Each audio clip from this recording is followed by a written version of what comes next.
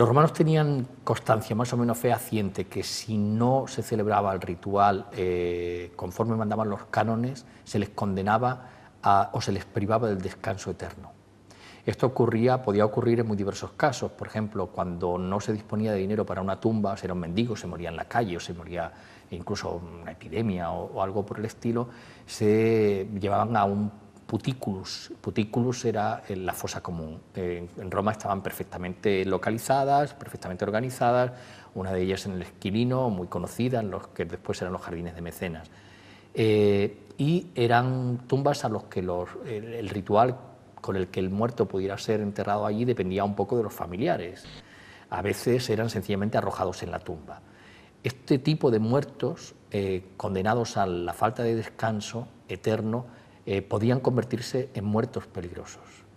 El concepto de la muerte infantil evolucionó mucho en Roma, desde época republicana a época imperial. Durante la época republicana, tardorrepublicana y comienzos del imperio, la muerte de los niños se entendía como algo absolutamente natural. Se entendía como algo natural y de hecho, de alguna manera, se tapaba, se vivía con una cierta naturalidad. Los niños se enterraban de noche porque se entendía que tenían un poder contaminante altísimo y, claro, había, entre otras cosas, en la ciudad, por ejemplo, estaban los sacerdotes que si veían, bastaba que vieran un entierro para que quedaran contaminados, ¿no? Pero a partir del siglo I después de Cristo, en un momento en el que en el imperio se conoce una crisis demográfica importante, los niños empiezan a valorarse muchísimo y empieza a mostrarse el dolor por la muerte de los niños, tanto en la literatura como en los epitafios.